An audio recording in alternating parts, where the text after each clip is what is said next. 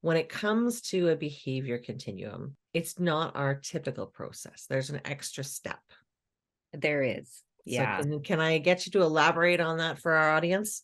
Yeah, you bet. So the problem with either the focus area around behavior or attendance is that we're actually not getting to identify the issues that are actually occurring in order for us to identify strategies that would support those key issues.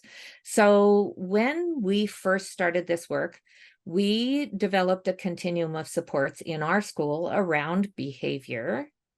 And what actually ended up happening, which we also see many schools do the same thing, is that we ended up with a pyramid of consequences because when we say, what do we do to support the needs of our students in the area of behavior?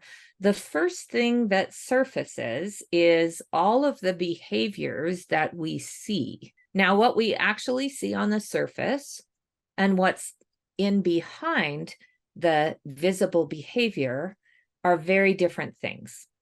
And so when we try to attend to the behaviors themselves, then we end up with consequences around those behaviors.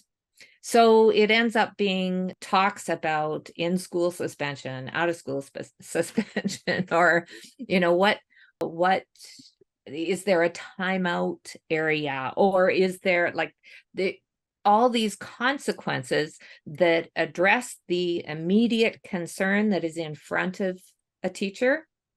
But what we actually want to do is to add in one more step to figure out what is that behavior actually communicating. So we recognize that all behavior, that's it, whatever you're seeing, whether it's the yelling or the tearing up of the assignment or the walking out of the room, those behaviors themselves are not going to allow us to respond with a support, but rather response. So we want to be able to get past that. And of course, you're going to build your continuum of supports around behavior or attendance in a space where you're not in that reactive space, but being able to really think about what are the things that are contributing to the observable behaviors. So, Jen, when we think about the comparison between developing a typical continuum of supports, starting with that question of what do you do when a student struggles with, if we say behavior, then we need to take the next step to be able to say, okay, what are all of those observed behaviors?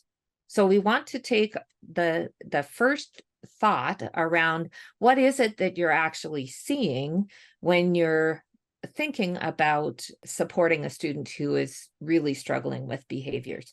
So you're going to identify what you actually see. Then rather than jumping straight to the support, because this is where we make that mistake of going to consequences next, is that we add in an additional step to say, if you're seeing this behavior, then what are the possible things that student is trying to communicate to you through that behavior?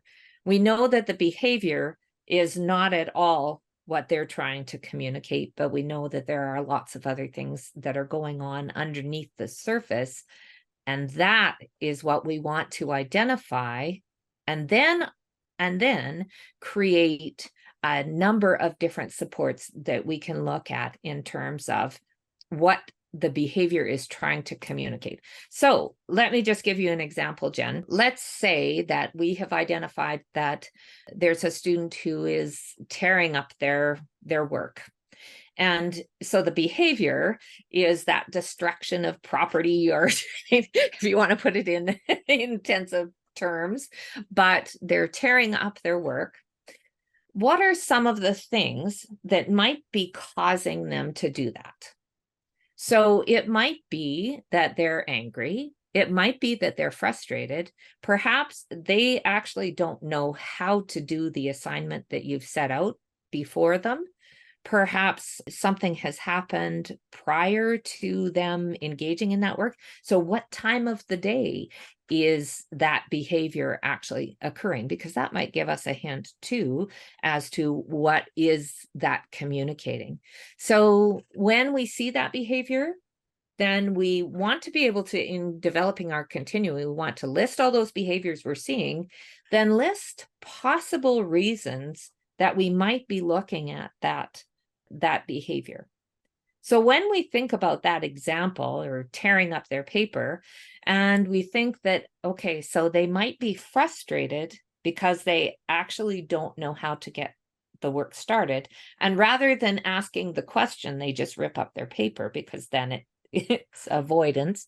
There's another one, avoidance. Then if it is that they're frustrated, then what are some things that we can do to address the frustration, which in turn will address the behavior? So it's kind of that backward steps that we need to take a few steps back from it in order to identify what are they trying to communicate, and then how do we support what they're trying to tell you about that behavior.